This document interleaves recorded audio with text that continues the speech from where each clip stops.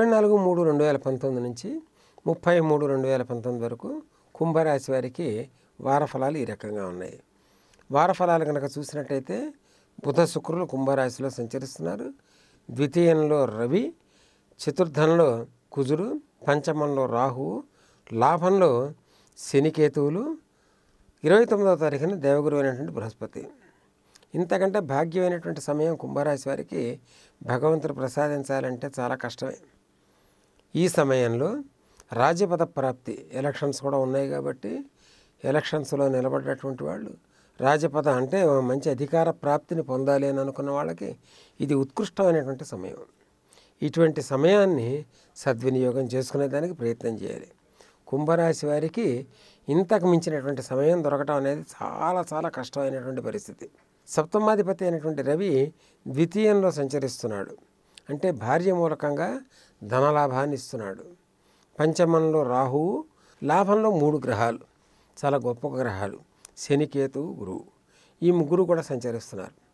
మరి ఇటువంటి విశేషమైనటువంటి లాభ సమయాన్ని అందిపుచ్చుకోవాలంటే, ఈ లాభ సమయంలో ఉన్నటువంటి ఫలితాలను అందిపుచ్చుకోవాలంటే కుంభరాశి వారికి చాలా చిన్న ప్రక్రియ. ఆ ప్రక్రియ ఏంటంటే కుంభదానం, చంద్రఘటాదానం అంటాం, ఉదకుంభదానం అంటూ ఉంటాం. కొంతమంది చక్కగా అలంకరించినటువంటి కుండకి మంచి రంగులేసి తయారు చేసినటువంటి కుండకి నీళ్లు నింపి దానం చేయాలి. ఆ దానం చేసేది ఈ వారంలో ఏ రోజు చేసినా ఇబ్బంది లేదు. అవకాశం ఉంటే 29వ తారీఖు చేసినట్టయితే దేవగురువు అయినటువంటి బృహస్పతి లాభంలోకి వస్తున్నాడు ఆయన. అటువంటి ఉత్కృష్టమైనటువంటి రోజున అతిచారంతో వస్తున్నాడు ఆయన. కాబట్టి అటువంటి ఉత్కృష్టమైనటువంటి రోజున కనుక ఈ ఉదకుంభదానం కనుక చేయగలిగినట్టయితే బాగుంటుంది.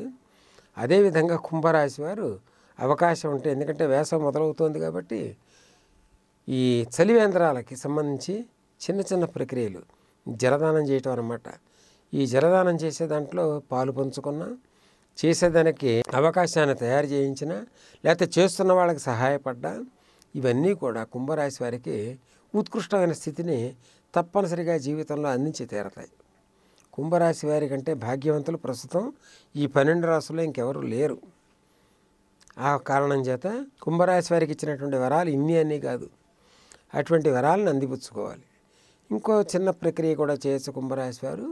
అవకాశం కనుక ఉండి చేయగలం అని అనుకున్న వారికి శ్రీచక్రం, స్ఫటిక శ్రీచక్రం కానీ, లేదంటే జేట్తో తయారు చేసినటువంటి శ్రీచక్రం కానీ, సౌరమణి శ్రీచక్రం కానీ, స్ఫటిక శ్రీచక్రం కానీ, దాంతో అనుగుణంగా నర్మదా బాణలింగాన్ని, నర్మదా బాణలింగం నాగాభరణంతో కూడా ఉండాలి.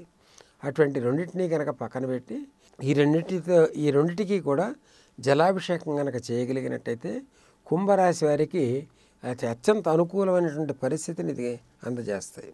ప్రతినిత్యం వారంతటా వారే కుంభరాశి వారు చేసుకుంటే బాగుంటుంది. కారణం ఏంటంటే మనకు ఆకలిస్తే ఎవరో తింటే మనకి లాభాన్ని కలగజేయదు అనే విషయాన్ని మనం గుర్తుపెట్టుకోవాలి. కాబట్టి ఎవరికి వాళ్ళు స్వయంగా కనుక చేసుకోగలిగినట్టయితే ఇది తప్పనిసరిగా విశేషమైనటువంటి లాభప్రదమైనటువంటి కాలం. కాబట్టి అటువంటి లాభప్రదమైనటువంటి కాలంలో ఉన్నటువంటి రుచిని కుంభరాశి వారు పొందాలి అంటే చిన్న చిన్న ప్రక్రియలు అవసరం. ఈ చిన్న చిన్న ప్రక్రియల ద్వారా కుంభరాశి వారు తప్పనిసరిగా అదృష్టవంతులు అని చెప్పి నిరూపించుకునేదానికి ఒక మహత్తరమైనటువంటి అవకాశం భగవంతుడు ఇచ్చిన వరం ఇది. కాబట్టి కుంభరాశి వారు ఈ రకమైనటువంటి ప్రక్రియను అవలంబించి జీవితంలో ఒక గమ్యాన్ని చేరాలి అని తప్పిస్తూ ఉంటారు. ఆ చేరే సమయం వచ్చింది. అటువంటి గమ్యాన్ని చేరి ఆనందకరమైనటువంటి జీవితాన్ని పొందగలిగేదానికి ఎవరికి వారు ప్రయత్నపూర్వకంగా చేయాల్సినటువంటి ఉత్కృష్టమైనటువంటి సమయం ఈ వారం. ఈ వీడియో గనుక మీకు నచ్చినట్లయితే లైక్ చేయండి, షేర్ చేయండి. మరిన్ని వీడియోస్ కోసం మా ఛానల్ను సబ్స్క్రైబ్ చేయండి.